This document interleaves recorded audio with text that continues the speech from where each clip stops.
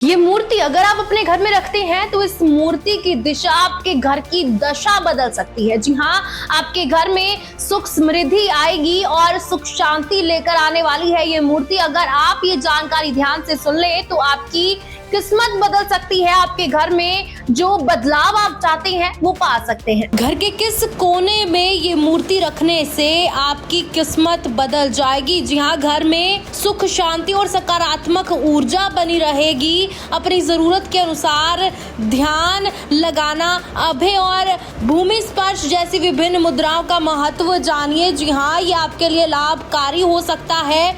आज बुद्ध पूर्णिमा का बड़ा ही पावन दिन है। आज ही के दिन भगवान बुद्ध का जन्म हुआ, उन्हें ज्ञान मिला और आज ही उन्होंने निर्वाण भी प्राप्त किया। दुनिया भर में लोग आज के दिन को शांति और भाईचारे के प्रतीक के रूप में मानते हैं। ऐसे में बुद्ध पूर्णिमा के मौके पर घर में बुद्ध की मूर्ति लाना बहुत शुभ माना जाता है। लेकिन घर में बुद्ध की मूर्ति लगाते वक्त ध्यान क्या रखना है? ये सिर्फ सजावट की चीज नहीं बल्कि घर में एक सकारात्मक ऊर्जा और सुकून लेकर आने वाली चीज है। लेकिन क्या आप जानते हैं कि बुद्ध की हर मूर्ति का अपना एक खास मतलब होता है? आज इस खास मौके पर चलिए जानते हैं आपको अपने घर के लिए कौन सी बुद्ध प्रतिमा चुननी चाहिए और उसे रखने का सही तरीका आखिरकार क्या है। बुद्ध की हर प्रतिमा में उनके हाथों की स्थिति यानी मुद्रा एक अलग संदेश देती है, इसलिए अपनी जरूरत के हिसाब से सही मूर्ति चुनना बेहद जरूरी है। ध्यान बुद्ध, अगर आप चाहते हैं कि घर में शांति रहे, आपका मन काम में लगे तो पद्मासन में बैठे बुद्ध की ये मूर्ति बेस्ट है। ऐसे घर के किसी शांत कोने या पूजा घर में रख सकते हैं। अभय बुद्ध यानी प्रोटेक्शन बुद्धा, इस मूर्ति में बुद्ध का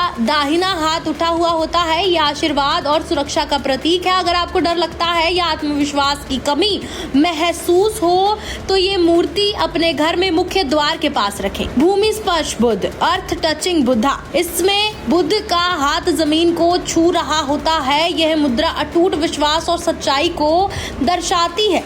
यह ज्ञान की तलाश करने वालों के लिए बहुत शुभ माना जाता है। लेटे हुए बुद्ध, रिक्लाइनिंग बुद्धा, यह मूर्ति बुद्ध के निर्वाण काल को दर्शाती है। यह आंतरिक शांति और सद्भाव का प्रतीक है। इसे अपने लिविंग रूम में इस तरह रखें कि उनका चेहरा दाईं ओर हो। वरद मुद्रा, मेडिसिन बुद्धा, इसमें बुद्ध का हाथ नीचे की ओर खुला होता है। अगर घर में कोई बीमार रहता है या आप अच्छी सेहत चाहते हैं तो ये प्रतिमा उपचार और करुणा का प्रतीक मानी जाती है। बुद्ध सिर या बुद्ध प्रतिमा, बुद्ध का सिर या बस्ट प्रतिमा उनके अपार ज्ञान और बुद्धत्व को दर्शाती है। ये हम हमेशा याद रखें कि शांति की शुरुआत हमारे दिमाग और सोच से होती है। अगर आपके पास छोटी बुद्ध हेड प्रतिमा है तो इसे किसी मेज या वेदी पर रख सकते हैं। वहीं अगर आप बड़ी प्रतिमा ला रहे हैं तो इसे अपने घर या ऑफिस में हॉल के बीचों बीच एक सेंटर पीस के तौर पर लगाएं और यह न केवल माहौल को सुंदर बनाती है बल्कि वहां आने जाने वाले लोगों को शांति का एहसास भी करवाती है।